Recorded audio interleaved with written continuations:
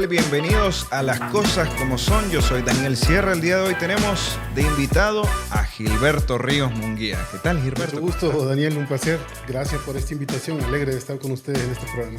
Excelente. ¿Alguna vez cuando eras niño tu mamá te regañaba de esa forma diciéndote Gilberto Ríos Munguía? Fíjate que no, porque mi nombre era el nombre de mi papá. Y entonces en la casa como que los niños tenían en aquella época otro estatus, ¿verdad? Éramos muy obedientes, éramos muy sosegados, ¿verdad? Muy juiciosos, digamos, sobre todo en una casa de dos personajes de izquierda que llevaban una vida muy disciplinada y muy comprometida. Entonces, sí, no había mucho espacio para el regaño porque había un comportamiento más o menos uniforme de todos los hijos, sí. Bueno, vamos a ahondar en eso, más que todo Sí. en los primeros años, la infancia. Obviamente desde ahí viene todo esto, que tu trayectoria, todas las acciones que has emprendido a lo largo de tu vida. Contanos, ¿cómo fue esa infancia en ese Yo hogar? tal vez no quisiera tanto particularizar, digamos, porque fuimos una generación. Es decir, es cierto que esto se te presenta, digamos, de manera personal, pero cuando vas creciendo y vas conociendo a los otros hijos de la izquierda hondureña que vivieron en circunstancias similares durante los años 70 y 80, que fueron años de persecución, de mucha represión en el país, entonces casi todos tuvimos las mismas tragedias de estar cambiando de casa porque te seguía la Dirección Nacional de Investigación, bueno, tus papás, ¿no? Porque habían historias de asesinatos políticos muy frecuentes, digamos, en esos años. Luego también está el tema de los desaparecidos, que era parte de toda una campaña de terror, ¿verdad?, psicológico contra la oposición política y social en el país. Entonces, uno va creciendo viendo cosas extrañas, adaptándose a mecanismos de seguridad, digamos, que un niño pues no termina de comprender. Recuerdo sí mucho a mi madre diciéndonos, si alguien les enseña una foto en la escuela, ustedes traten de no reconocer a nadie o digan que no conocen a nadie, porque era también el miedo, ¿verdad?, de que estos organismos llegaran a través de nosotros a hacer labor de inteligencia. Pero sí, fue una infancia muy de persecuciones, ¿verdad?, de ver a amigos de mis padres morir y de ver un país verdaderamente convulsionado a nivel social y aplacado por la represión. Toda la década de los 80 fue así. Y lo otro que hay que agregar a la época también es que el contexto centroamericano era peor, ¿verdad? Mientras nosotros teníamos una vida civil, digamos, sí, con represión. Bueno, en Guatemala, El Salvador y Nicaragua había guerra abierta, guerra civil, ¿no? Con tremenda cantidad de muertos. Bueno, la peor, la de Guatemala, más de 250,000 muertos, ¿no? La primera, además, expresión guerrillera de Centroamérica y muy posiblemente de América Latina. Y bueno, eso dejaba siempre también un ambiente como de que aquí las cosas podrían ser iguales o peores que en el resto de Centroamérica. Entonces sí fue una infancia muy marcada por eso, por una década pesada, ¿no?, a nivel de lucha social y política en el país. En este caso, sabemos que tenías tus dos padres que básicamente ejercieron esa influencia en vos. Sí, fíjate que es bien curioso porque ambos no eran de la ciudad capital. Mi madre era olanchana, ¿verdad? Mi padre era de La Lima, Cortés, ¿verdad? Él allá se politizó en el Instituto Patria de La Lima. Luego, pues, se fue a vivir a San Pedro. Allá contactó por primera vez en los años 50 al Partido Comunista, años 60. Lo mismo mi madre, por su lado. Y ambos se vinieron a conocer aquí al Frente de Reforma Universitaria en el año 68, 67, 68. Y se casaron ya después, en el año 70, ¿no? 72, una cosa así. Y luego, entonces para mí, o sea, yo soy hijo de dos militantes de izquierda. Para mí no hay como una opción diferente en cuanto a la visión del mundo, porque las únicas dos visiones que yo tuve fueron, o sea, las más cercanas me refiero, fueron de personas de izquierda, ¿verdad?, de personas bien comprometidas. ¿Y hubo algún momento que te marcara durante tu infancia precisamente por todo lo que nos has relatado, que había que cambiarse de casa? Un niño no lo vive con tanta preocupación, casi lo vive como una aventura, ¿verdad? Sobre todo si los padres lo tratan pues de dorarte la píldora, ¿verdad? Que estás haciéndolo por otros motivos, porque esta casa es más bonita o porque esta casa es más grande. Había una famosa historia de mi hermano tratando de convencerme de lo bonito que era una casa, porque yo de niño, que 2, 3 años lloraba por estarme cambiando de lugar. Entonces, no, me decía, no tienes nada de qué preocuparte, mira el bello amarillo que tiene esta, que era un amarillo color huevo, así que tenía una de las tantas casas en las que nosotros vivimos.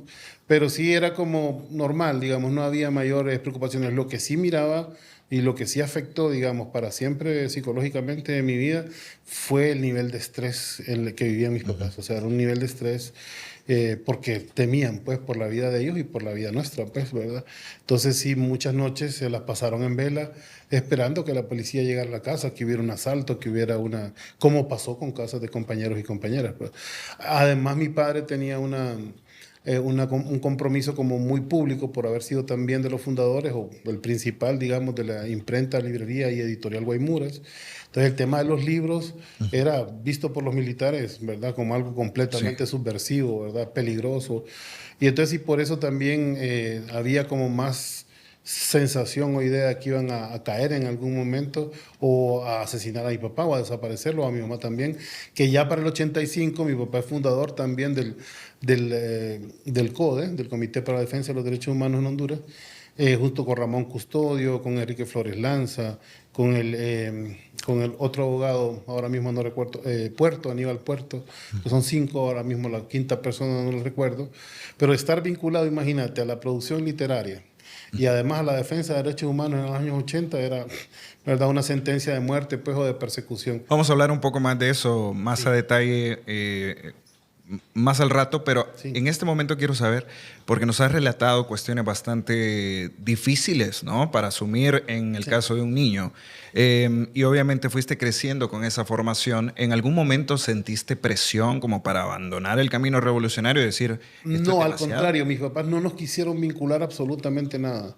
O sea, a mi hermana básicamente hicieron esfuerzos para que no estuviera en una educación pública, porque ahí en la educación pública todavía en los años 90 había mucha politización, digamos.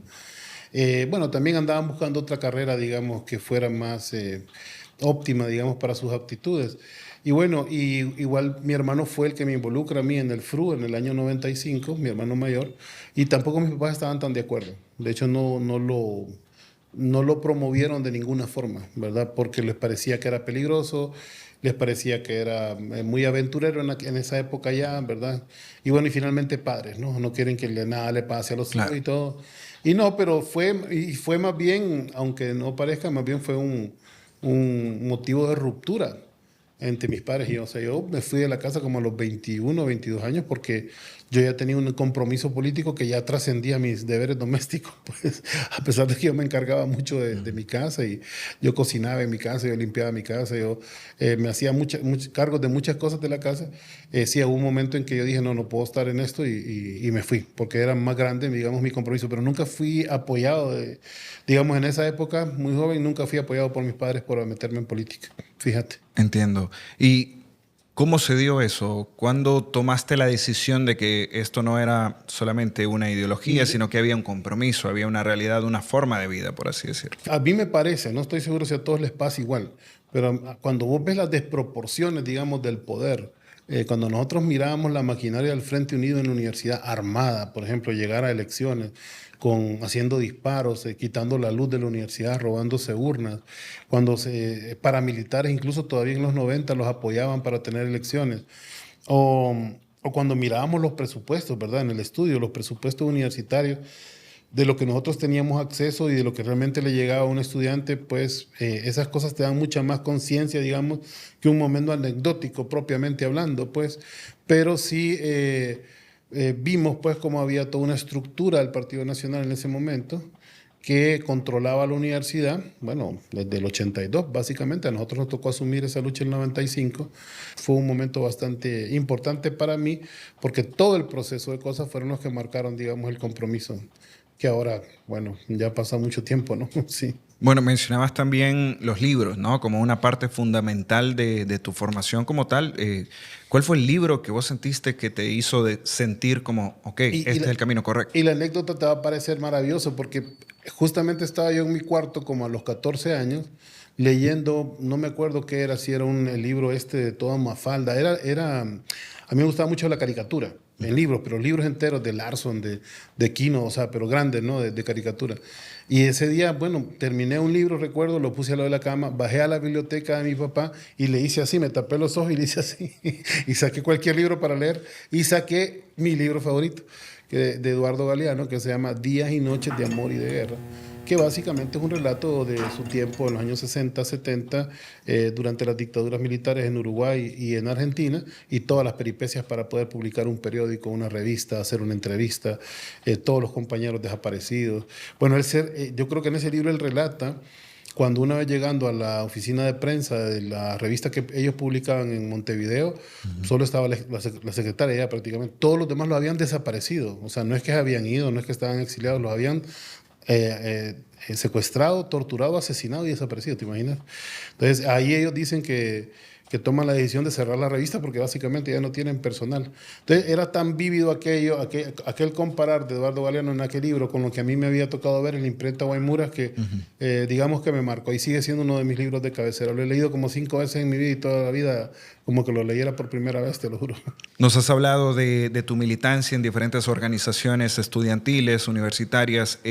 Contanos cómo fue ese momento, la primera protesta, cuando te integraste, ¿no?, a estos movimientos. Hay un personaje muy famoso en nuestra historia en los 90 que es Osman Montesinos, el Chele Vara, le decíamos nosotros.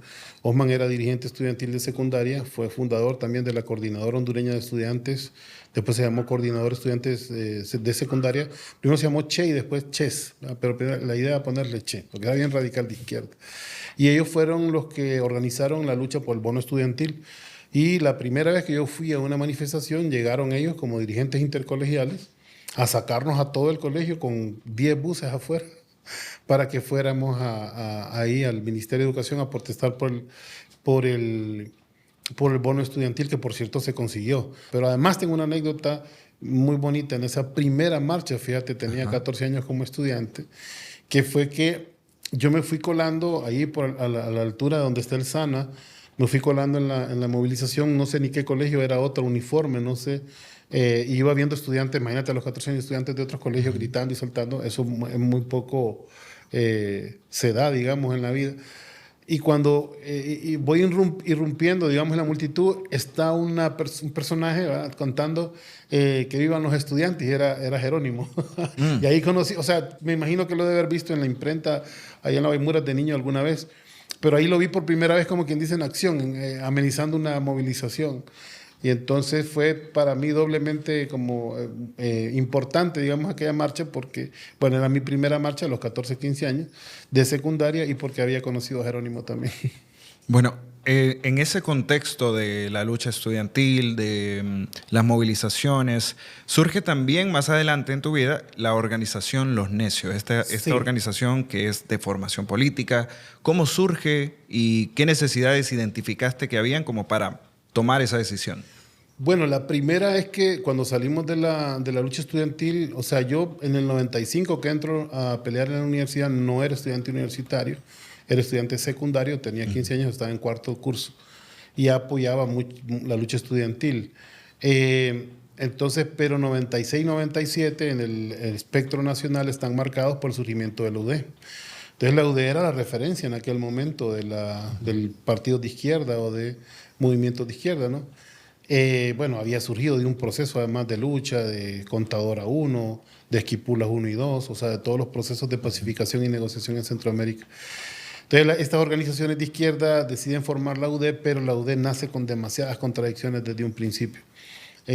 Muchos dirigentes de la izquierda, que luego conoceríamos por su inmoralidad, ¿verdad?, por venderse al Partido Nacional, por transar posiciones ideológicas, pues fueron los que se encargaron de dirigir la UD en ese momento.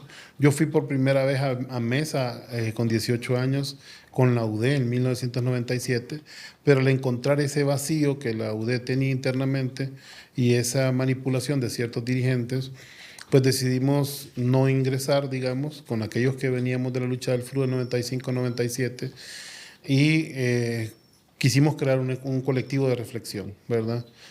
Y en ese colectivo de reflexión lo más importante en el primer momento fue que invitamos a muchos cuadros de izquierda, pero, o sea, ahí estuvo Pablo Carías, Matías Funes, ¿qué te puedo decir? Gustavo Zelaya, o sea, todos los que en algún momento habían sido militantes de la izquierda, eran académicos o intelectuales, llegaron a Los Necios a compartir su experiencia.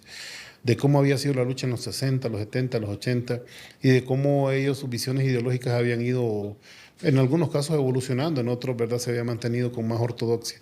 Pero todo ese primero, segundo año de Los Necios fue muy bonito, porque además, que estamos hablando que nos fundamos el 19 de noviembre del 99, o sea, ya vamos a cumplir 26 años más bien este año, y lo bonito fue que desde el principio le apostamos mucho al tema cultural. ¿Verdad? Hicimos actividades culturales en el centro, de teatro, organizamos muchos conciertos, repartíamos las entradas entre los músicos, o sea, era una idea de promover lo cultural. Y la lectura, por supuesto. Y Los Necios por la canción de Silvio también, ¿no? De ser insistente con el tema ideológico, ¿verdad? De no fracasar en el compromiso ideológico.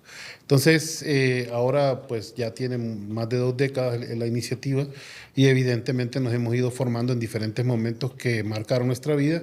También tenemos mártires en la organización, que fueron momentos difíciles, ¿verdad? Y que, bueno, te van forjando también en la lucha, sí. Bueno, pero ha dado frutos también porque hay varios funcionarios, inclusive de gobierno, que militaron en la organización Los Necios. Sí, mucho. Yo diría que hemos contado más de 140, digamos, en diferentes niveles, incluidos ministros y viceministros, ¿verdad?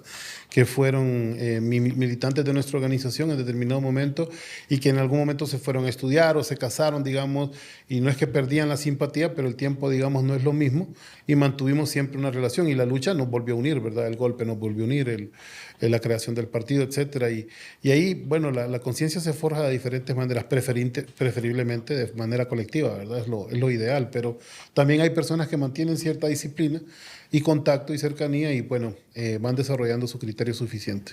¿Quiénes de los actuales funcionarios del gobierno militaron en Los Necios? Más que todos los más visibles, por eso. Bueno, Gerardo Torres, por ejemplo, ¿verdad? Fue el vicecanciller, fue también secretario general incluso de Los Necios.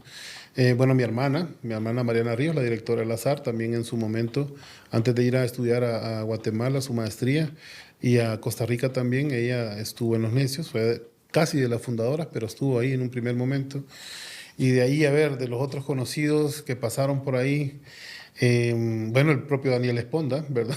Estuvo un tiempo también llegando a las jornadas de formación. Y te podría mencionar una gran cantidad de directores, viceministros y otra gente que ahora mismo tal vez no la tengo presente, pero que militan el día de hoy pues, y fueron parte de la organización, sí. ¿Quién te apodó el Grillo? O sea, ¿cuándo nace ese apodo? Fue más o menos entre esa creación, entre ese momento, digamos, en que estábamos en el FRU y nos metimos en Los Necios, que mi hermano mayor, más bien, en una lista de asistencia puso F. Ríos y él se dice Fríos. Frío. Yo G. Ríos también y Gríos. Y entonces en una reunión, fue una reunión y alguien empezó a decir Fríos tal cosa, Grío tal otra. Y ahí se fue quedando y quedó. Yo fui el que más me apropié, digamos, porque mi hermano tiene 2 nombres bonitos, Francisco Eduardo, yo solo tengo Gilberto, que es el nombre de mi papá, que no es un nombre que me encante, pero tampoco.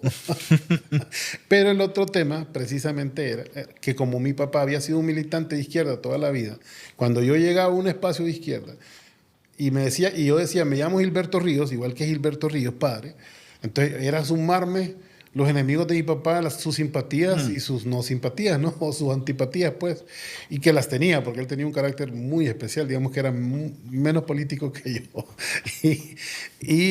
Sí, era como algo diferenciarme, pues, no porque no lo ame o no lo admire, o él ya falleció, igual que mi mamá, no, tengo la admiración y el amor más grande por ellos, pero sí éramos diferentes y políticamente éramos diferentes. ¿Alguna vez hubo algún debate político con tu padre? No, alguna vez tal vez hubo algún debate familiar, porque en realidad el 100% de sentarse en la mesa, en mi casa, desayuno, almuerzo, cena, fin de semana, cualquier comentario, siempre fue político, siempre.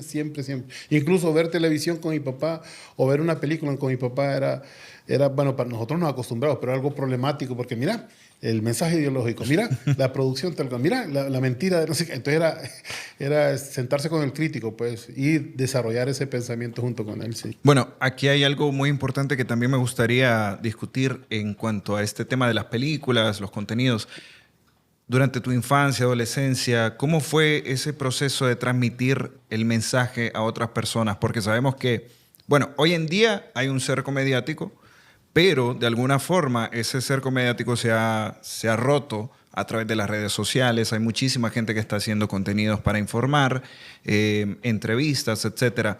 En ese entonces era mucho más difícil porque no existían todos esos medios. ¿Cómo fue eso realmente? Mira, alguna gente dice que yo tuiteo demasiado, ¿verdad? Que paso mucho en las redes y eso, pero es que cuando queríamos sacar 1000 comunicados en el FRU, digamos, de un posicionamiento estudiantil, primero había que ir a gestionar 2 resmas de papel para tener 1000 hojas.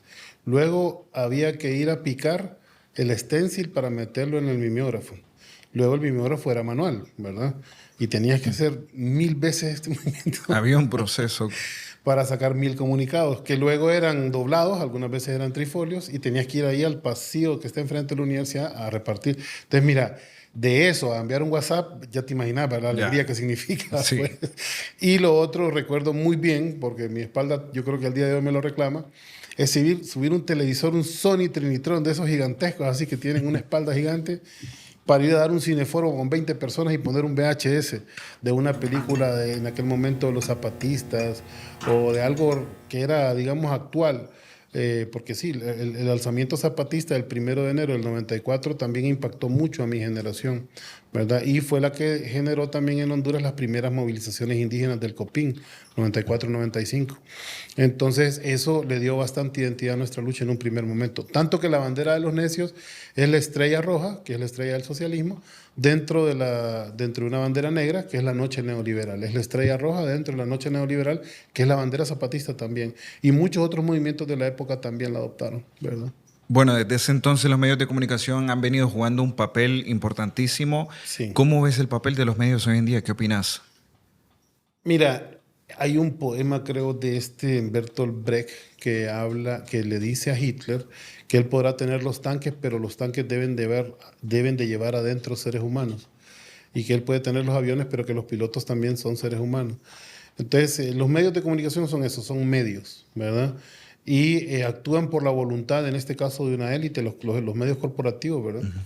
Pero cuando van perdiendo esa lectura de la realidad, ¿verdad? Porque ya no se identifica lo que dicen con la realidad, que es lo que pasa actualmente, van perdiendo credibilidad y audiencia, ¿verdad? Y ahí es donde aplica aquello que menciona con mucha propiedad Correa, cuando habla de la diferencia entre la opinión pública y la opinión publicada, ¿verdad? Una cosa es la opinión publicada, claro, que es lo que ellos intentan pues todo el día someterte, y otra cosa es que la opinión pública ahora, después de 15 años de golpe de Estado, por ejemplo, ya es diferente en la conciencia de la dirigencia, en la conciencia del pueblo. No es así nomás que te van a aceptar ni siquiera una versión mía por ser, digamos, dirigente de la izquierda o de movimientos populares, o una versión de Fernando Anduray, para poner mi némesis, ¿verdad? De los medios de comunicación.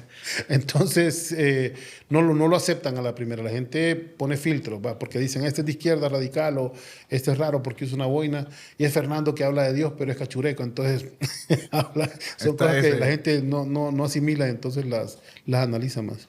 Bueno, los medios tienen esa limitación, el criterio que tenga la población. Sí, si podríamos poner un ejemplo de lo que actualmente pasa con los medios de comunicación, digamos, porque van desde la omisión de información hasta la invisibilización de acciones inclusive. ¿Cuál crees vos que es el impacto que tiene en la sociedad actual? Porque tenemos una sociedad cada vez más informada y cada vez menos propensa a caer en la manipulación mediática. Más manipulada, más desinformada, te aceptaría yo, no sé si más informada, porque lo que por andanadas de noticias llega a la población son cosas digamos, productos muy elaborados, que ya tienen una perspectiva, que tienen una intencionalidad, que vienen de medir ciertos niveles de descontento, por ejemplo, y le apuntan a esos niveles de descontento para potenciarlos. Estás enfrentando lo que llaman la guerra de cuarta y quinta generación, ¿verdad? Que es la batalla por la pantalla, la batalla por la conciencia, ¿verdad? Y todo tipo de manipulación. Lo peor es que solo publican ahora fake news. O sea, la mayoría de la gama que vos vas a ver publicado en los medios de comunicación tradicionales tienen un fuerte componente de fake news, ¿verdad? Por la perspectiva, por el titular, incluso por la disposición de las columnas y las imágenes dentro de las presentaciones, ¿verdad? Que siempre te ponen al lado de un terrorista o al lado de un titular así grandilocuente, ¿verdad? De terror. Y entonces te van vinculando, ¿verdad? Con una narrativa que evidentemente no te representa. La gran sorpresa de muchos de muchas personas que en esta sociedad crecieron con valores conservadores o de derecha, pues propiamente, y que creen en la tradición y que creen, digamos, en ciertos valores religiosos que son canon de conservadurismo en el país, se me han acercado y me han dicho, me gusta que usted debate. O sea, porque el estigma es que la izquierda no debate, o que la izquierda es radical y que lo que piensa es en armas y en hacer un secuestro, no sé, poner una bomba, cosas así, ¿no? Y más bien esa racionalidad ya no existe en la derecha, ya no tenemos un interlocutor, pues yo no siento que exista uno ahora mismo en la derecha que pueda, por la vía de la razón, hacernos comprender por qué es mejor su modelo, por qué es mejor su sistema o por qué es mejor su partido. Bueno, hablando de los medios, hay algo que se ha vuelto prácticamente como una anécdota en Twitter, en otras redes sociales. ¿Es cierto que sos amigo de Saraí Espinal? ¿Cómo surge esa amistad? Fíjate que a mí, yo soy amigo de todos los periodistas. Yo no tengo pleito, creo que con ninguno. Incluso con Dagoberto, el de ICN, que es, ¿verdad?, el periodista de Banco Ficosa, directamente, pleito no tengo. Tenemos diferencias, ¿verdad? Porque evidentemente lo que para él es periodismo, pues para mí no lo es. En el caso de Saraí, pues ella es bien simpática, la verdad, ¿verdad? A pesar de que no compartamos, ¿verdad? Tiene, y formas de pensar. Y en Dubái, ¿verdad? Cuando nos tocó acompañar a la presidenta en el evento de ¿cómo se llama? Naciones Unidas con el tema del medio ambiente, pues nos tomamos una foto, nos dimos una mano, por cierto que la foto está como distante, nos damos la mano distante. Y recuerdo, y creo que andaba con esta misma camisa incluso. Yo tengo un closet así de cinco camisas, 3 pantalones y ya, eso es toda mi vida además, ¿verdad? Ha sido así. Y esa foto en particular se viralizó, se súper viralizó. Y entonces hasta decían que éramos novios y no sé cuánto. Y Saraí está casada, yo respeto su relación. Y somos amigos así de hola y adiós y una entrevista. Ya hasta problemas le van a meter. Sí, ya le van a meter al lío. Pero no, somos amigos en el sentido este de la cordialidad. No es que nunca hemos compartido, digamos, ni un café. Pero sí tenemos mucho respeto, eso sí. Sí, porque es que yo he visto que ella pone mi amigo el crío. O sea, yo me imaginé algo más allá de, no. de la cordialidad. Eso, entrevistas nada más con Sara. Y como con muchos otros miembros de la prensa. Te sorprenderías incluso con cuáles me ha tocado ya platicar íntimamente y bueno, sí encontrar seres humanos en muchos de ellos. Claro, a veces yo insisto en que muchos periodistas simplemente son empleados de los medios de comunicación que a la larga son precisamente los medios de comunicación los que tienen los intereses, ¿no? Fíjate que la primera vez que fui a frente, y es la primera vez que lo voy a decir, te lo voy a regalar como primicia para el programa de ustedes. A ver. Renato me dijo algo bien interesante. Antes de comenzar el programa, no me conocía, nos habíamos dado la mano creo en un par de ocasiones. Me dijo, mira, a mí 2 cosas me fregaron en la vida. Uno fue mi posición frente al golpe y la otra fue el fraude electoral del 2017. ¿Pero qué iba a hacer yo? Me dijo, si era una posición de la empresa. Entonces ahí yo no supe si se estaba excusando él moralmente conmigo, si habían contradicciones en su conciencia, que evidentemente las hay. Él ha dicho que sufre de depresión, que tiene problemas para dormir. Ah, sí. Sí, claro, y no es más que, o sea, si vos mentís conscientemente todos los días, en algún momento la cabeza te va a hacer un poquito de cortocircuito, pues. De hecho, esa es la definición también de esquizofrenia, pues.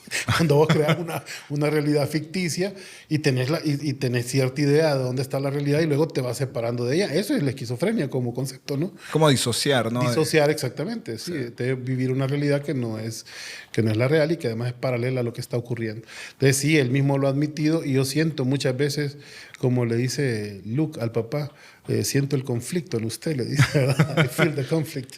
O sea, ¿cómo es esa relación? O sea, sabemos que, bueno, ya lo has contado, que tenés relación con muchos periodistas, que hablas con ellos. ¿Cómo es esa relación con Renato? Porque vemos que, a pesar de que has estado en el foro Frente a Frente, en varias ocasiones sí has lanzado críticas bastante duras en contra de él. ¿Alguna vez han tenido la oportunidad de hablar Debo sobre reconocer 2 grandes virtudes de Renato, 2 cualidades. La primera, su tolerancia, ¿verdad? Es sumamente tolerante.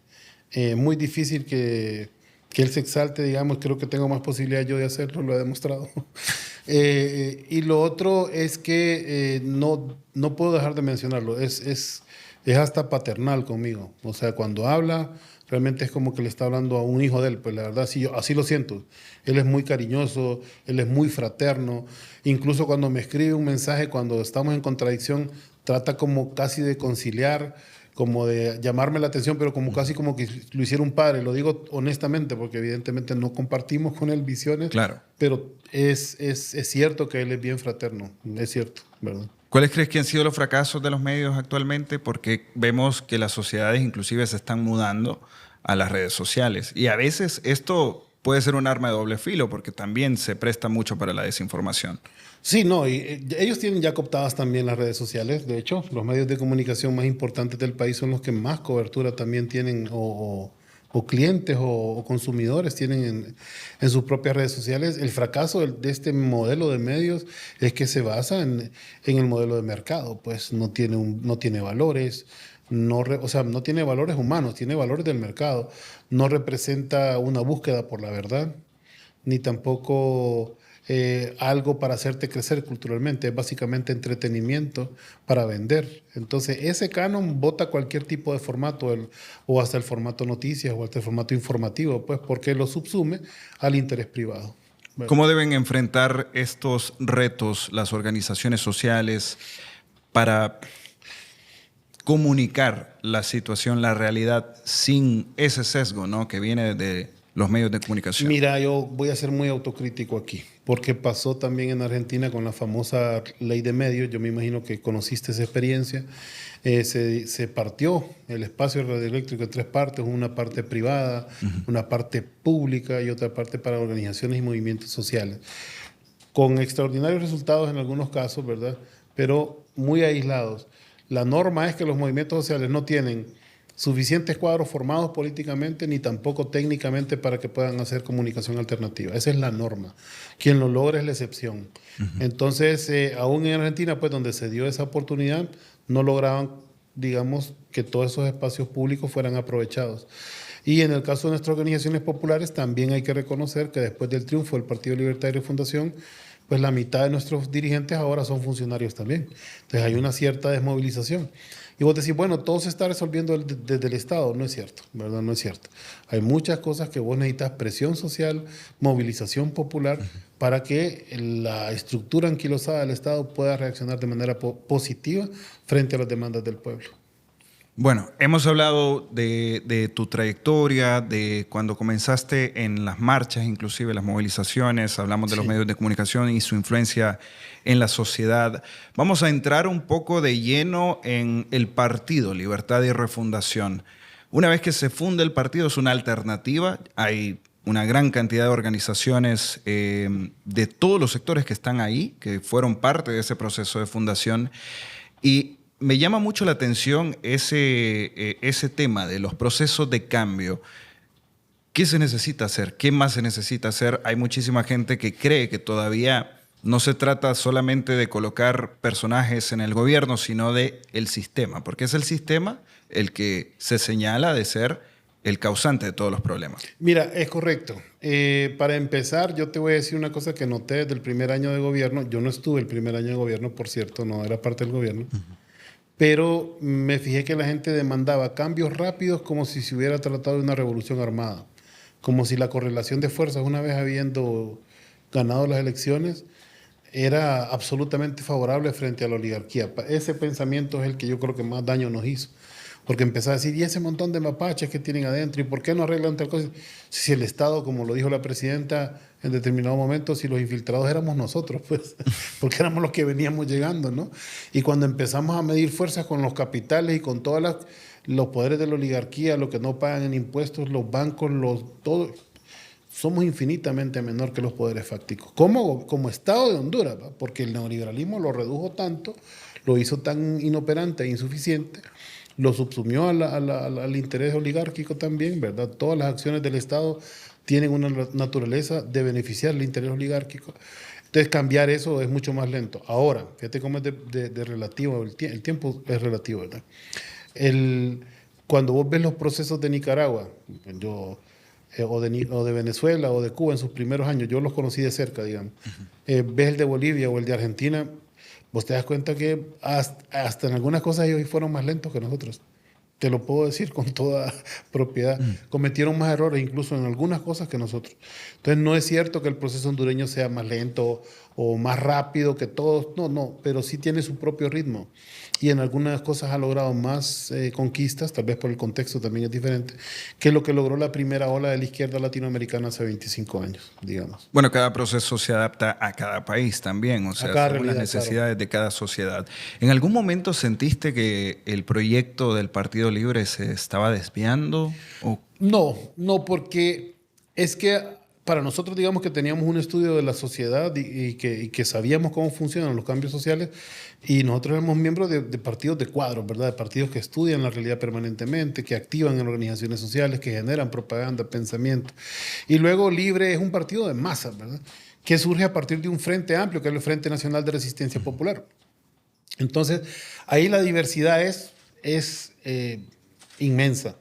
Imagínate que nosotros veníamos, por ejemplo, de la lucha universitaria, donde habíamos hecho tomas a la universidad contra personajes como Russell Tomé, porque Russell Tomé había sido presidente de la Asociación de Derecho de la Universidad Nacional del Frente Unido, y nosotros éramos FRU.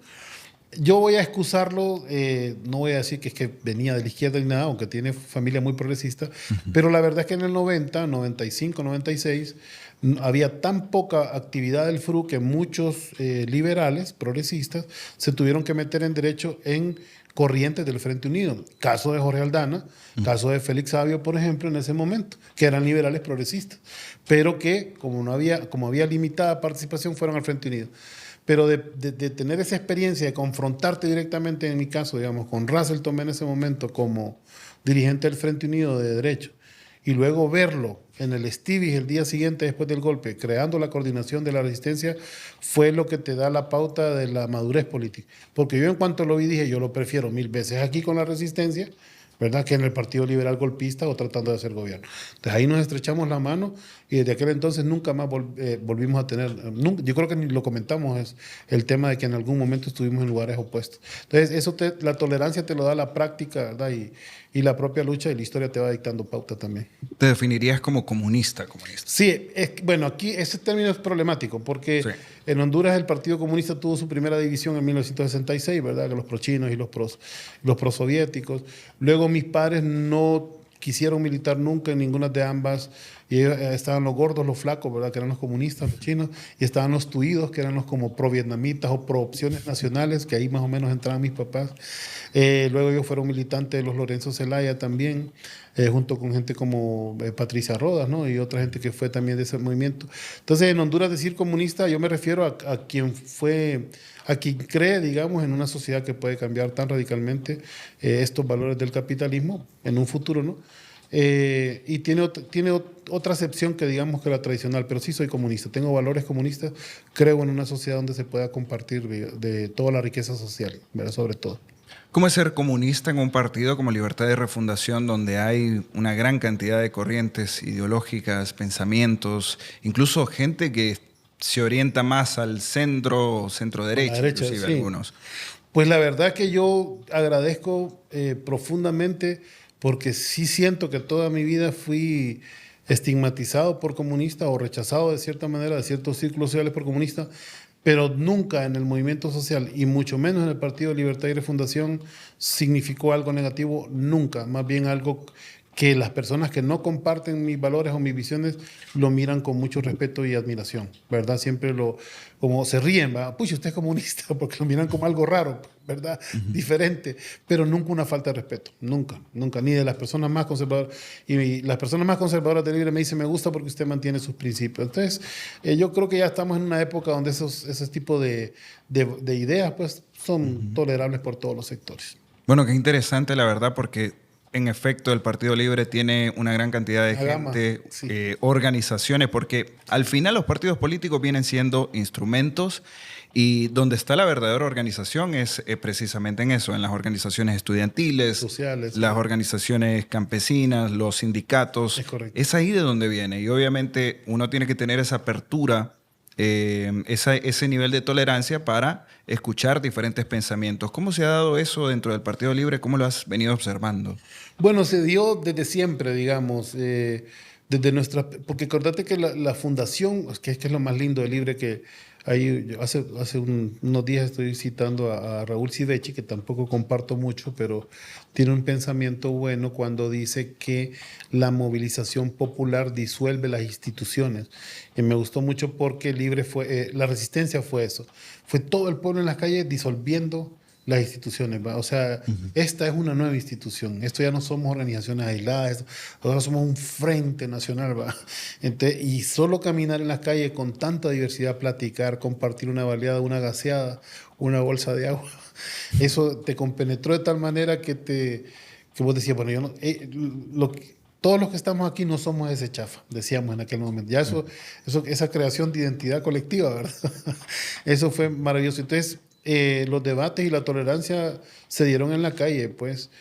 Yo siempre uso este recurso literario en las jornadas de formación.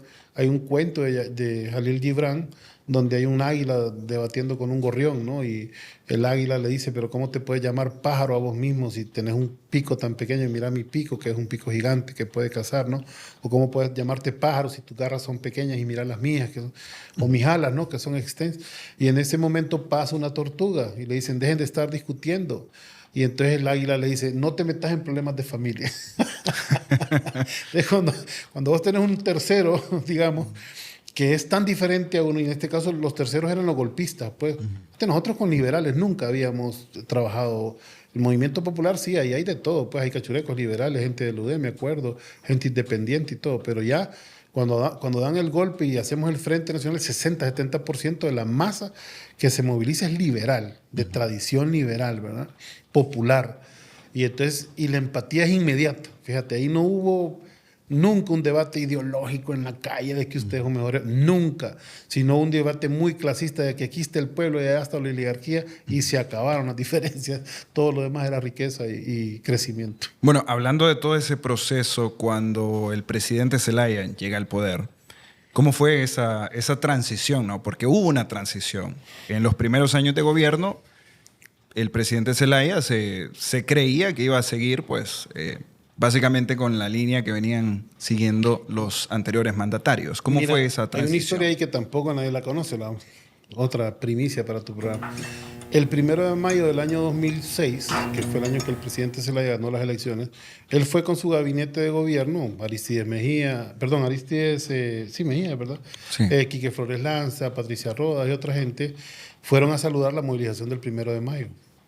Y para nosotros era como un liberal se vino a meter acá, pues. Yo recuerdo que alguien de la movilización le agarró el sombrero y todavía le puso asesino porque estaba muy estigmatizado. Entonces, el pueblo lo rechazó, su presencia y todo. Y recuerdo que él nunca tuvo ninguna expresión negativa, así como es, muy conciliador. Se rió de lo que estaba pasando.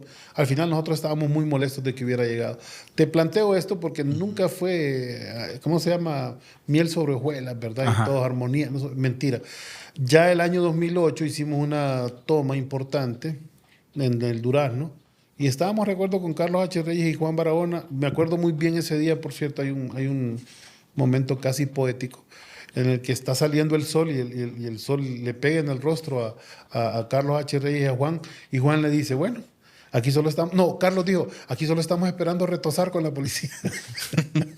Porque a Carlos le encantaba hacer esa misma broma siempre antes de empezar ya solo vamos a retosar con la policía. Y es cierto, muchas veces nos tocó, pero en la medida que fue cayendo el día, pues no pasó nada, pasó mediodía y luego recibimos una llamada del presidente Zelaya. Fue la primera vez que nos acercamos a él.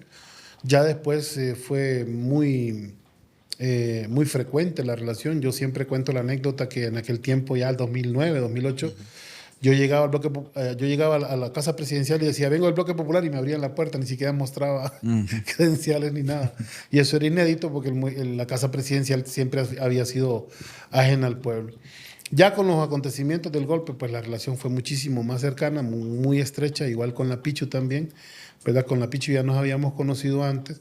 Y ahí es que también se termina, digamos, de sellar una amistad con la familia, porque cuando están entrando por Mel a la casa y están disparando, la Pichu me llama a mí debajo de la cama De la primera llamada que hace y me dice, Grillo, vienen por mi papá, por favor avisarle a todo el mundo. Y yo escucho la ráfaga, pa, pa, pa, pa, pa, pa, y salgan, y, no sé, y gritos, pues, y por ahí no sé si un correteo o una cosa, y ella estaba debajo de la cama. Entonces, desde ese momento en adelante, imagínate para mí, pues, ¿verdad? El golpe ha sido una sola película, O pues. sea, que fuiste de las primeras personas La que se primera. enteró, o la primera persona que se enteró Imagínate, sí, del golpe. del golpe de Estado, de una llamada debajo de la cama de la picha. ¿Qué sentiste en ese momento? O sea, Ya te imaginas, ¿va? O sea, y además me dice llama a la avisarle a hija todo el del mundo, yo presidente. cuelgo y quedo en esos, que serán unos 5 segundos, estupefacto, ¿va? Porque, bueno, nuestra generación no conocía golpes. Claro, ¿verdad? o sea. Era como historias de hace 20 años, tal vez, ¿va? De los abuelos, de los papás.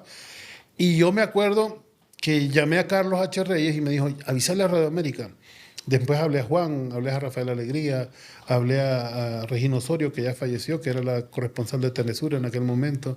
Como 5 o 6 llamadas así a Harris, a Luther Harris, también que estaba en Tegucigalpa, a Andrés Pavón, que en ese momento también estaba apoyando la cuarta urna. Y, pero cuando llamé a Radio América, que fue la segunda llamada, después de llamar a Carlos H. Reyes, me dijeron, no, nosotros tenemos gente en la casa del presidente y ahí no está pasando nada. Y yo, me acaban de llamar de ahí, insistí. Entonces, todavía Carlos me llamó y me dijo, volví a llamar. Entonces, volví a llamar a Radio América y les dije, miren, está pasando, o sea, tengo un testimonio. Entonces, la persona que estaba de operador me dijo, ¿y usted sabe por qué le está pasando esto al presidente? Entonces, O sea, fue la primera vez que dije yo, golpista. Es la primera vez que usé el término. golpista. Porque sí, fue frente al teléfono, porque a las 5:40 ya me estaba dando cuenta que había confabulación de Radio América, ¿va? Con el golpe de Estado y el secuestro del presidente. ¿Te imaginaste todo lo que venía después, lo que Ni implicaba idea. eso? Nada, no. Mira, es que ya una cosa es lo que puedes conocer vos de la formación política, ¿va? El conocimiento de la historia. Pero cuando te toman la iniciativa tan al frente como fue el golpe de Estado, recuerdo a mi mamá llamándome a las 9 de la mañana y me dice, Micheletti está tomando posesión en el Congreso. Fue un balde de agua fría. El presidente está en Costa Rica. Micheletti está tomando posesión. Pues, pucha, fue un golpe tras otro. Un golpe muy duro, muy, muy duro, porque Yamel ya en ese momento ya se había constituido una figura de mucha confianza para todo el pueblo hondureño. Sí. Bueno, y obviamente debió ser bastante duro ver un nuevo gobierno, un gobierno de facto, luego de lo que había pasado con el presidente Zelaya, y veíamos los medios de comunicación, que era lo que hablábamos anteriormente, totalmente invisibilizando lo que estaba ocurriendo, ¿no? En ese momento. Con caricaturas en la televisión, ¿verdad? Encendías la televisión y habían caricaturas. Fíjate que una vez, esto es de cierta manera divertido, ¿verdad? Cuando se había dado el golpe de Estado, el presidente Zelaya empezó a estudiar algunos folletos de marxismo. No, él es una persona muy culta, ¿verdad? Que le gusta la broma y otra cosa, como que escondiera su profunda cultura de muchas cosas. No era la primera vez que leía marxismo, es lo que quiero decir, pero estaba leyendo literatura marxista en ese tiempo y dijo, hay cosas que no entiendo. Según la dialéctica, lo del golpe fue positivo, fíjate, estaba usando ya categorías que son complejas de entender, ¿verdad? Pero es cierto, de muchas maneras nosotros nos alegrábamos que se hubiera dado un golpe de Estado porque o sea, era una tragedia para el país, pero la torpeza política con la que había actuado la derecha evidenciaba su naturaleza, Sí. mostraba su rostro, mostraba sus huesos. Entonces, dialécticamente era algo negativo, pero se transformaba, pues, como implica la filosofía, ¿no? Está en permanente cambio y puedes ver aspectos muy positivos posterior al golpe, que es el crecimiento de la conciencia de la población. Entonces, por más chocante que era toda aquella situación de volver a ver militares en las calles, a la larga vos sabías que hacer un espectáculo anacrónico. 2009, golpes de Estado, sacando a un presidente con militares como que si fueran los años 60. ¿De dónde venía? Del manual de la CIA de los años 60, de las mentes retrógradas como la de Romeo Vázquez Velázquez, de la oligarquía rancia que tiene nuestro país, narcotraficante, ligada al crimen organizado, saqueadora del Estado de Honduras por excelencia históricamente. Entonces, era como muy barato el guión. Yo me acuerdo que mi hermana me llamó estando en Presidencial y yo le dije, poné un mensaje ahí en el Facebook, nunca se me va a olvidar. Ya había Facebook. Yo le dije, ponele ahí que diga, el que ríe al último ríe mejor, la mañana del 28 de junio del 2009. Porque para mí era imposible, ¿verdad?, que aquel sistema se pudiera mantener por tanto tiempo. Y sí fue mucho tiempo. Fue con apoyo norteamericano, con apoyo oligárquico.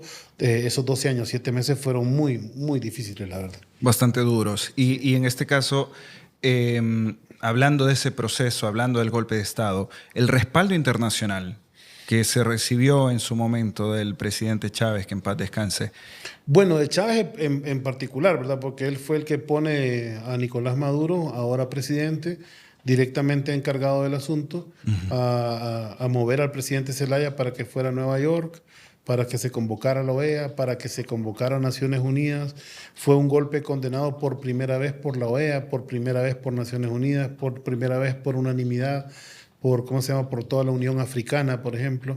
Recuerdo que el compañero Amílcar Espinosa del Citraúna, que es un histórico dirigente del Partido del Frente, él tenía la bocina enfrente presidencial, un parlante, y decía: nos llega un comunicado del Sindicato tal de Costa Rica, fuerza hondureños, y eso nosotros nos moralizaba porque entonces nuestra causa estaba siendo escuchada globalmente. Y luego las noticias de Naciones Unidas, y ahí se hicieron incluso fogatas la noche del 28 de junio, que llovió, por cierto, en presidencial, cayó una tormenta, pero temprano se hicieron unas fogatas y más tarde también por el frío de la lluvia se hicieron otras fogatas y en torno a ellas estuvimos vociferando. Todo el apoyo internacional fue fundamental, porque moralmente te hace sentir muy acompañado, como fue fundamental Radio Globo, como fue fundamental, aunque fuera incipiente en su primer momento, las redes sociales. ¿Sabes con qué nos comunicamos en ese momento? ¿Con qué le comunicamos al mundo? Con correo electrónico todavía. Nosotros manejábamos en Los Necios una red de 94,000 correos electrónicos latinoamericanos y globales, sobre todo de gente de izquierda y hondureños. Y esa red fue también importante. La otra fue la red FIAN, que era una red de una organización de derechos humanos, sobre todo con derechos humanos de la alimentación, que abrió un espacio en Internet y se volvió como la panacea del debate político, digamos, abierto en el país. Pero eran las redes sociales en ese momento, correo electrónico. Ahorita inimaginable que pudieras desarrollar un debate en correo electrónico, pero sí se hacía. ¿En algún momento te sentiste perseguido durante el golpe? Sí, acuérdate que yo tuve un incidente terrible.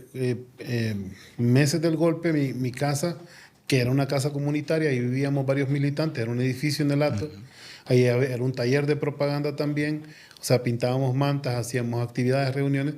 Ahí llegó una persona armada con una ametralladora, me acuerdo, llegó a mi casa a ofrecer armas, nos dijo que trabajaba para una empresa de seguridad. Nosotros nos quedamos muy asustados. Los organismos de derechos humanos dijeron que saliéramos del país. Yo estuve 6 meses en Nicaragua, los primeros meses, desde diciembre a junio, diciembre del 2009, junio del 2010, luego regresé, porque era mucha la presión directamente. Pero ahí fueron más mis papás y mi familia las que insistieron en que saliera de Honduras, digamos, porque yo nunca he tenido miedo. No es una condición natural, normal, no es buena, mejor dicho. A mí el miedo me pasa que me viene después. No sé si te ocurre que estás en una situación y yo racionalmente, o que soy muy lento, o no sé qué pasa con mis sentidos, pero no reacciono así, como no me asusto. Puede ser que después me dé mucho estrés o ansiedad, Sí. ¿verdad? Pero mucho después con el postraumático.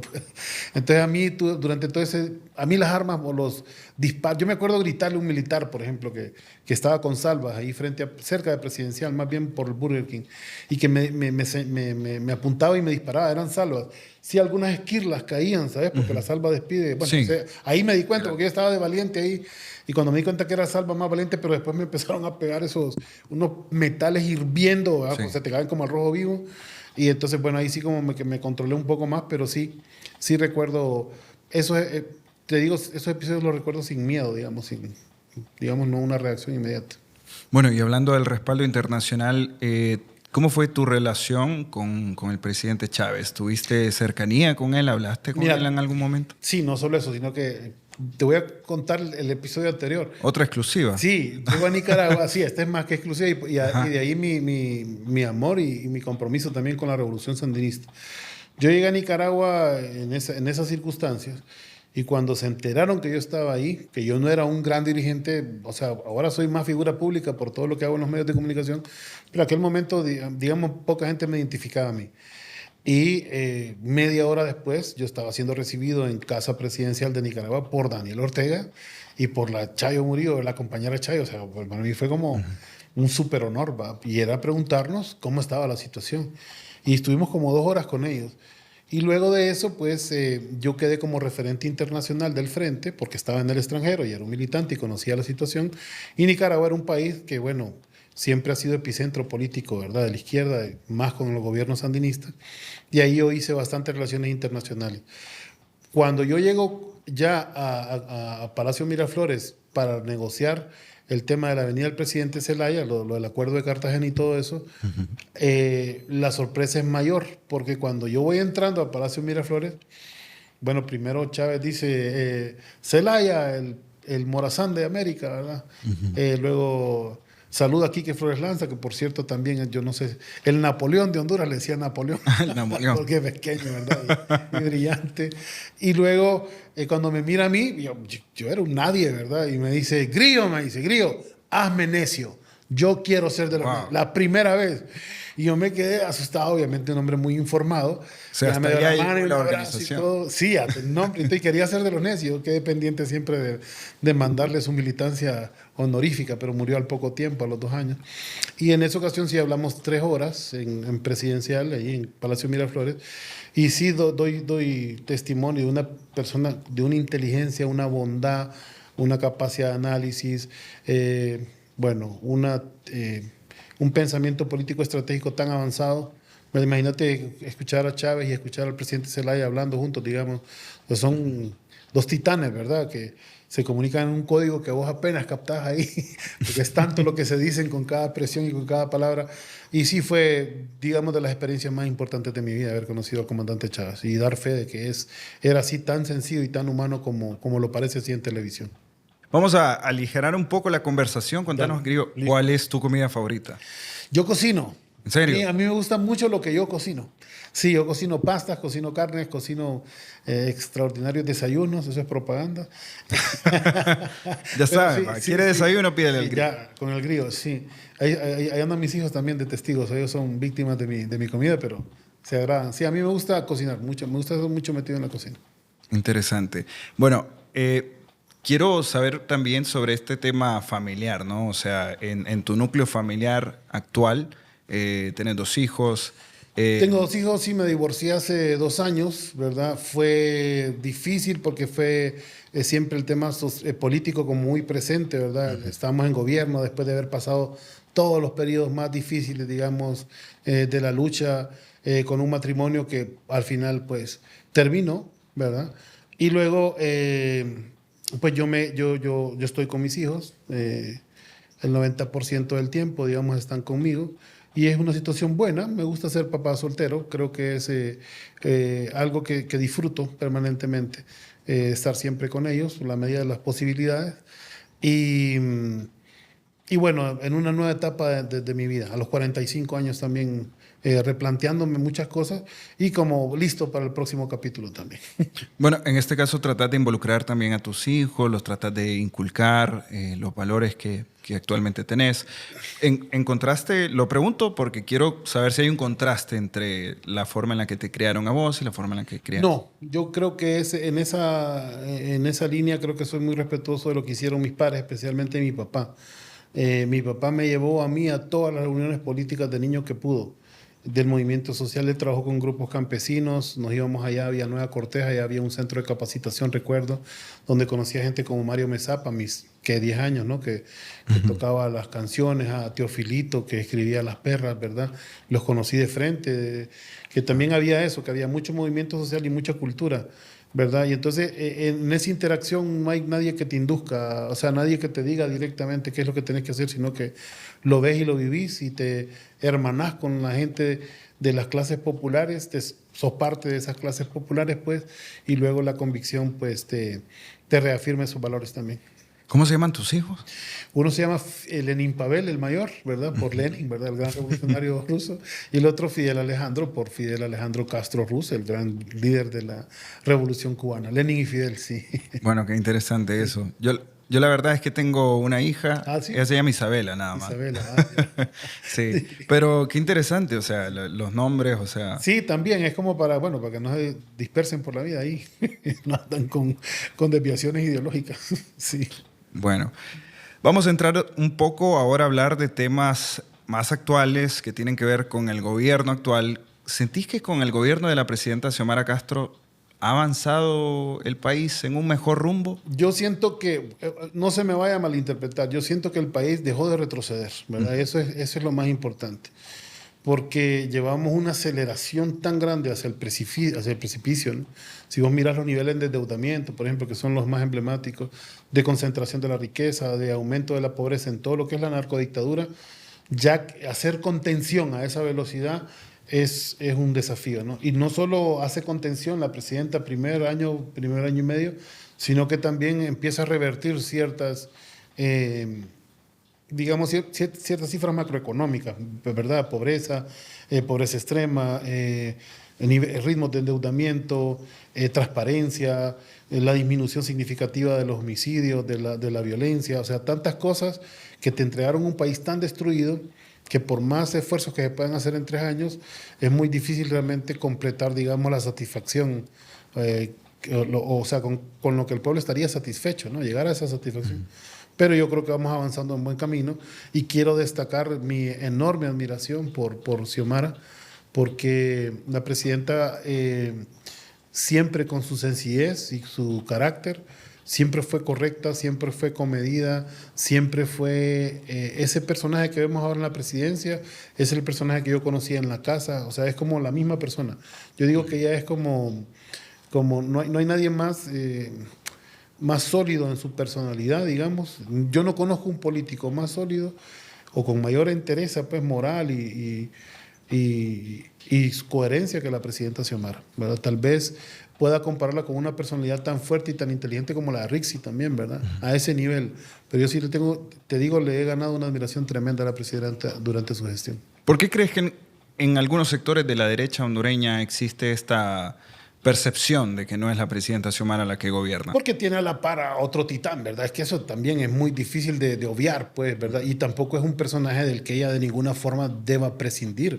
Porque es que gobierne usted, y como vas a tener al hombre que más sabe del país, que ya fue presidente, que es uno de los políticos más jugados, lo vas a tener como un accesorio en tu vida política, es absurdo, pues, ¿verdad?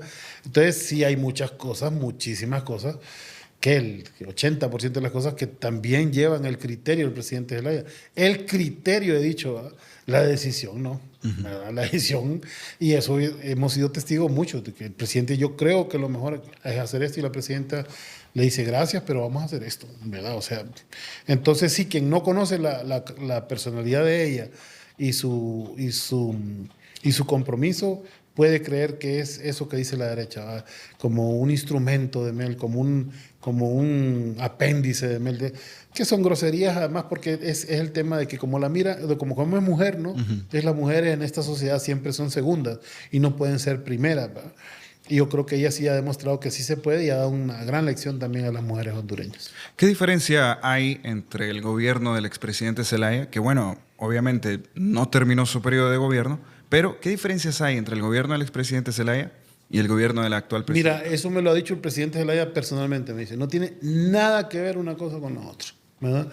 Era un momento distinto, teníamos 3.200 millones de deuda externa, o sea, recién había venido la condonación de Jubileo 2000, era un partido sumamente estructurado, el Partido Liberal, ¿verdad?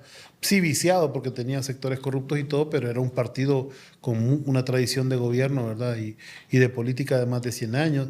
Entonces, aquello era diferente, muy diferente. El Estado incluso de Honduras no estaba tan vulnerado como lo estuvo después del golpe de Estado, ¿verdad? Entonces, las posibilidades y los márgenes de acción que ha tenido la presidenta son, digamos, muchísimo más limitados que lo en su momento llegó a tener el presidente Zelaya. Y por eso me parece que tiene más méritos la presidenta Xiomara, que a pesar de esas circunstancias logró sacar adelante el país, que los méritos que tuvo el presidente, que bueno, yo creo que habla por sí mismo, pues intentó tanto cambiar el país que terminó cambiando la historia de todo Honduras, pues, ¿verdad? Bueno, hemos visto también que el índice de aprobación de la presidenta se mantiene estable, se mantiene inclusive, ha aumentado inclusive. Sí. A pesar del cerco mediático, a pesar de las campañas de ciertos sectores, ¿cómo crees que eso influye? O sea, Mucho. ¿qué es lo que ha impactado para que todavía la presidenta tenga ese índice de percepción, ¿no? De aprobación, digámoslo así? Bueno, tuvo que saltar directamente. Acuérdate que el primer año era muy ausente más bien de los medios, ¿no? Y había mucha crítica por eso. Y hoy más bien yo le escuché el día que hace un par de semanas, discursos de 15, 20 minutos sumamente coherentes, la gente interesada, ya con una retórica más, pues se apropió pues de una retórica que ella ha ido construyendo, que es muy específica, es muy exacta, ella se dedica a hablar de su gestión, ¿verdad? Y de las dificultades encontradas en su gestión y a contestar mínimamente un poco los ataques de la oposición. Entonces lo hace con tanta seriedad y con tanta altura que no hay más que creerle, pues lo hace a la par de las obras que está inaugurando, lo hace con un ritmo de trabajo que difícilmente, te digo, incluso con nuestras edades, podríamos igualar, porque a mí me ha tocado muchas veces trabajar con ellos cerca, tanto con el presidente Zelaya en su primer momento, con la resistencia del partido, y después cerca, digamos, de cierta manera, la gestión de la presidenta y su capacidad de trabajo extraordinaria. Esa gente que le gusta trabajar y que pasa trabajando. Sí. Bueno, actualmente tenés un rol dentro del gobierno, ¿no? Sí, soy el director del Fondo Social de la Vivienda, pero sigo siendo ad honorem asesor en comunicaciones del gobierno. Sí. ¿Y este puesto de director, cuál es el rol? Mira, ahí también voy a involucrar una historia personal. Mi madre compró la casa donde yo vivo, que se la compró a su mamá en el año 68, creo, con las casas famosas del INVA, del Instituto Nacional de la Vivienda. En aquel momento mi madre era maestra, después se hizo abogada, pero una maestra en los años 60 podía comprar su casa porque ganaba 125 lempiras y tenía que pagar apenas, creo que eran 32 o 34 lempiras mensuales. O sea, la tercera parte del salario de una maestra ajustada para poder comprar una casa propia. Casa pequeña, ¿no? Pero casa propia al fin. Ese modelo del INVA fue tan exitoso que, bueno, el INVA hizo el Hato, hizo la Kennedy, hizo el Sitio, hizo la 21 de octubre, hizo muchas colonias que conocemos, La Peña, o sea, todo eso fueron notificaciones y proyectos habitacionales del INVA. El 89-90, cuando llega a Callejas y empieza a privatizar 16 de 24 empresas que tenía el país, la cementera, la lechera, todo lo privatizaron. También privatizaron el INVA y lo convirtieron en el Fondo Social de la Vivienda, el FOSOVI, que por cierto la ley quedó fuerte, pero era la intención de mover el mercado inmobiliario que estaba regulado por el Estado, digamos, y que el Estado cumplía una función de entregar vivienda social, a elitizarlo, obviamente concentrar el mercado y volverlo, pues encarecerlo, ¿no? Y eso fue lo que hicieron en los últimos 30 años. Nuestra generación tiene prohibido comprarse casa, ¿verdad? No hay proyectos habitacionales que puedan adaptar a un salario de un profesional, digamos, promedio. En el año 89, 88 todavía el INVA recibía entre 25 y 30 millones de dólares mensuales del pago de casas de todas las notificaciones y colonias que había construido a nivel nacional, lo que te demuestra que el modelo de vivienda social administrado del Estado era exitosísimo, ¿verdad? Pero fue privatizado para eso, pues para volverlo, para encarecerlo y para volverlo parcial. Hoy estamos peleando con la misma situación, pero creo que lo que hace falta, yo tengo 8 meses de gestión ahí, 9, lo que hace falta es una inyección de recursos. Ahorita estábamos poniendo en orden la casa, el FOSOVI todavía tiene 35 colonias a nivel nacional que no tienen su título de propiedad. Hay que hacer que algunas terminen de pagar cuotas abandonadas de hace 15, 20 años, una locura. Y luego titular esas tierras para legalizar, que eso por cierto contribuye mucho con la economía de un país, porque inmediatamente un inmueble está legalizado, entra al mercado como un valor. Entonces hace que la economía tenga más dinamismo. Casi no he visto así el sector inmobiliario porque he visto como estático, ¿no? Pero más bien el sector inmobiliario le mete mucha dinámica al capitalismo, al desarrollo capitalista. Entonces, eso Honduras ocupa hacer primero, ¿verdad? Resolver un problema general de legalidad de tierras que hay a nivel de agrario y a nivel... Mi papá fue un agrarista toda la vida, trabajó con campesinos y también a nivel de casa urbana, ¿verdad? Hay que legalizar mucho.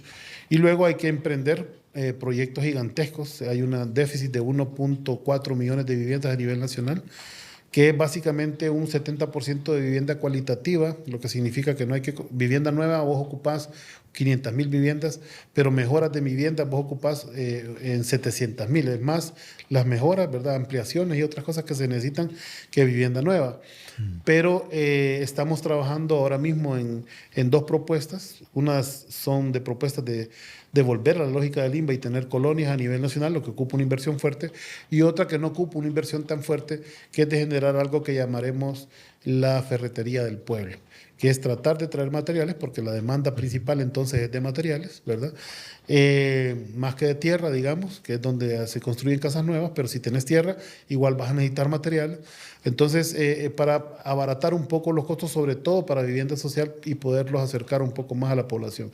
Yo llevo 8 meses ahí, es difícil igual lograrlo en años. Yo pienso que este año se van a dar pasos importantes todavía, pero yo creo que va a ser hasta el gobierno de la presidenta Rixi Moncada donde estos proyectos van a tener más éxito, ¿verdad? Y en esta institución, ¿es cierto que laboró Romeo Vázquez Velázquez No, ahí? Lícida. Lícida es la esposa de Romeo Vázquez Velázquez, estuvo más de una década, creo, ahí. Ella tiene un nombre curioso, tiene un nombre de 3 expresidentes o presidentes del país, se llama Lícida Xiomara Zelaya Lobo. Ah, wow. Entonces, sí.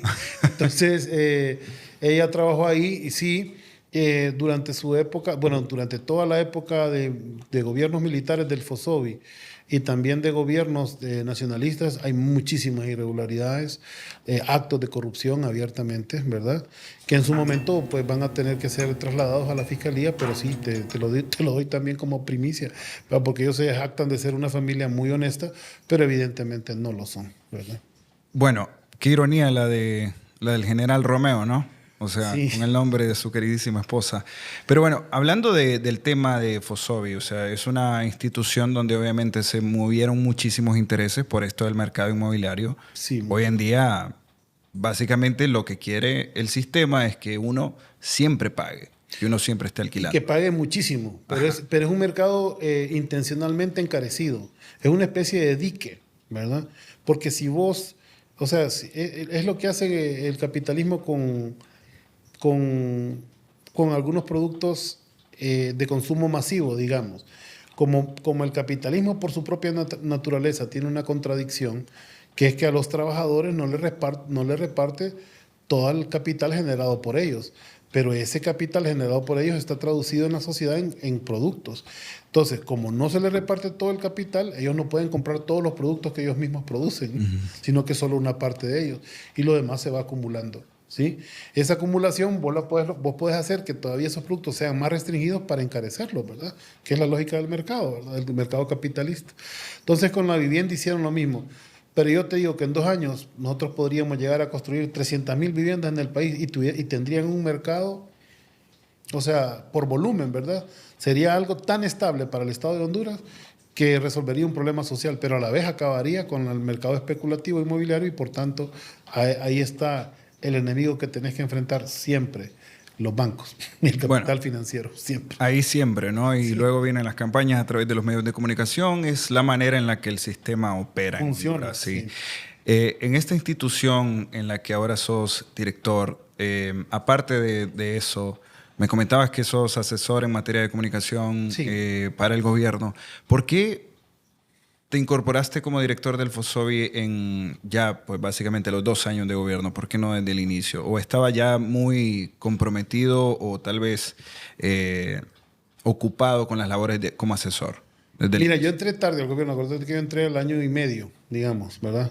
Y ahí empecé como comunicaciones. Estuve 14 meses directamente en comunicaciones, eh, dedicado en cuerpo y alma, ¿verdad? Redes, entrevistas y todo.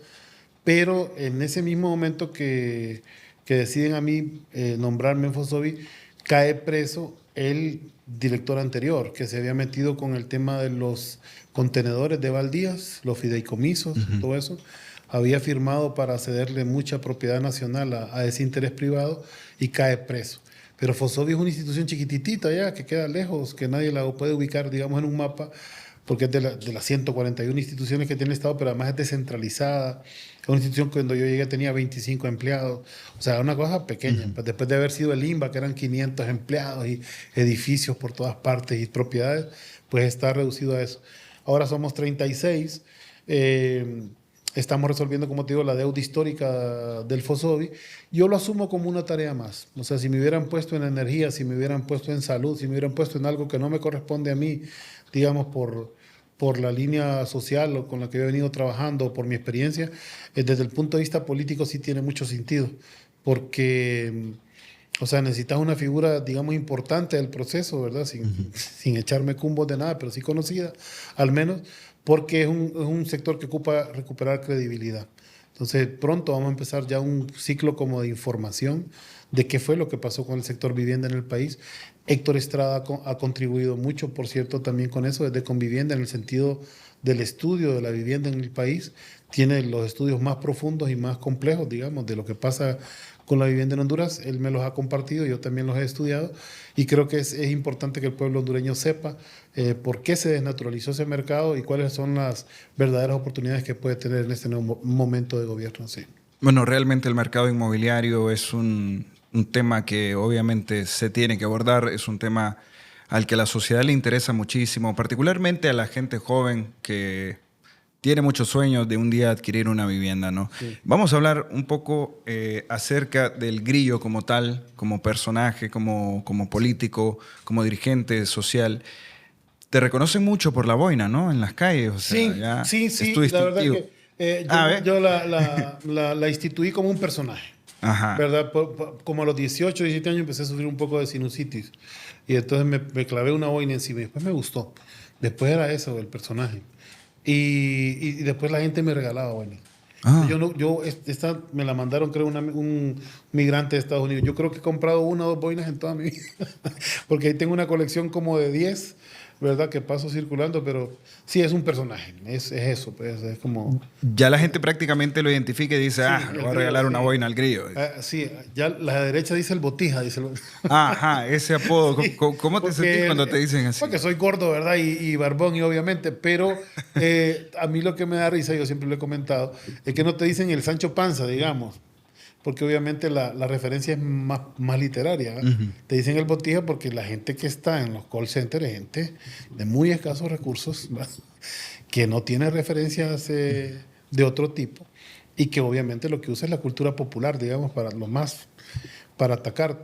Podrían destruirte de muchas maneras, digo yo. Uno comete muchos errores, al menos así lo miro yo, pero te agarran por cosas triviales, la imagen, o sea, que si estás gordo, que si, no sé, que si usas lentes o que si tienes un diente manchado, no sé, cualquier cosa. O sea, ¿no te afecta ese tipo de crítica? Cosas, no sé, que están en la caparazón, pues, ¿verdad? Decía Eduardo Galeano en uno de sus libros que había leído en unas paredes de Latinoamérica que decía, si el pelo fuera importante estaría dentro de la cabeza, decía, porque también Eduardo Galeano era calvo y yo decía, sí, pues decía, hay cosas que son superficiales, pues, que no te definen, pues, y son cosas que si la naturaleza te privilegió con un bonito cabello como el que vos tenés, que me recuerda mucho al de mi hijo Alejandro, por ejemplo, pues lucilo, ¿no? Pues si no lo tenés, no lo lucas y ya, y se acabó, no hay mayor tragedia en eso, y aceptate como sos, y eso sí, trata de mantener la salud, que es lo más importante. Que eso es lo que a veces vemos en redes sociales, ¿no? Que a veces la campaña es que la presidenta se equivocó en una palabra o se equivocó en un número o ese tipo de cosas, o sea, que realmente no tienen como un valor como tal como para ser tomado en cuenta como una crítica. Sí, pero sí juegan a nivel de sentimientos, porque lo que quieren ellos no es generar una idea, sino un sentimiento adverso. Entonces el sentimiento adverso es el boinajuca, es el radical, es la ama de casa, que es Xiomara, o sea, todos esos señalamientos que te intentan disminuir, ¿verdad? Pero que en realidad no. Bueno, estoy muy seguro que a ninguno de nuestra dirigencia le cala, pues, porque se sabe de dónde viene y qué intención tiene. Bueno, se acerca ya hablando de temas políticos, estamos a las puertas de una nueva elección. Viene la convención del Partido Libertad y Refundación. Sí. ¿Qué expectativas tenés? Pues son formalidades, ¿verdad? Vamos a escuchar los discursos ya de lanzamiento de la candidata. Ya no van a ser esos discursos para la militancia que teníamos en la interna.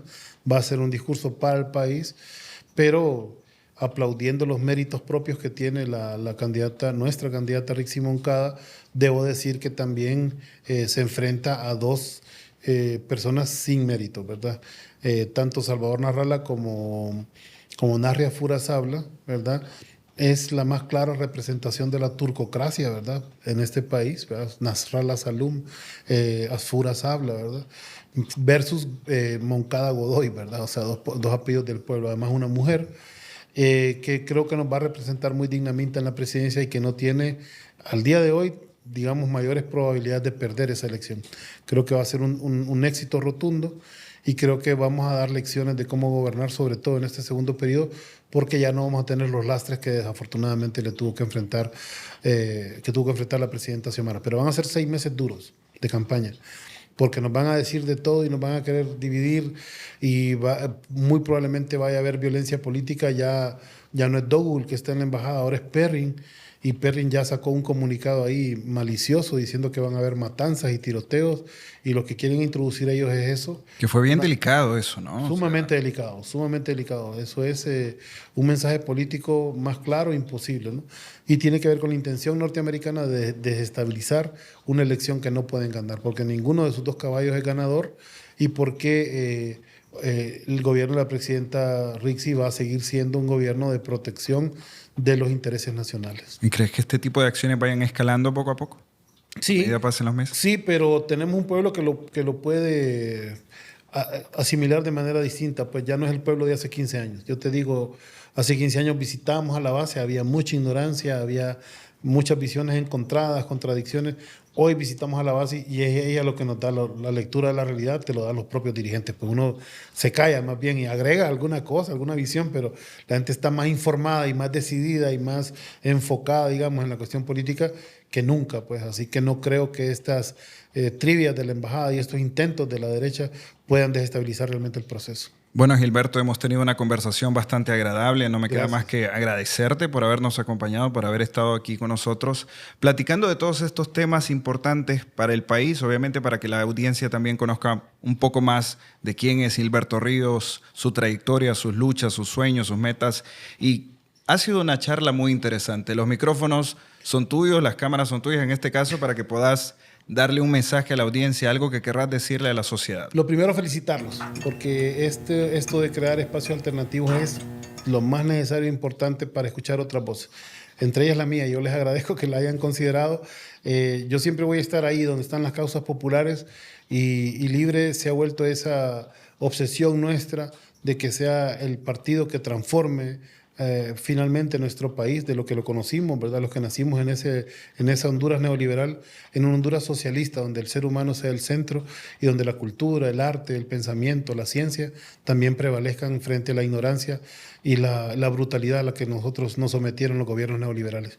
Gracias por esta oportunidad. No, gracias Gilberto por habernos acompañado. Obviamente las puertas están abiertas para cualquier ocasión en la cual querrás venir acá a hablar con nosotros, hablar sobre diferentes temas. Y a ustedes, por supuesto, como audiencia, les agradecemos también por habernos acompañado a lo largo de esta entrevista, de esta conversación, que sin duda alguna estuvo bastante amena, bastante enriquecedora. Realmente hay cosas que yo no sabía y que ahora las conozco y me alegra mucho saberlo. Entonces, bueno, agradecemos a toda la audiencia. Esto ha sido Las Cosas Como Son, así que espérenos en nuestro próximo episodio.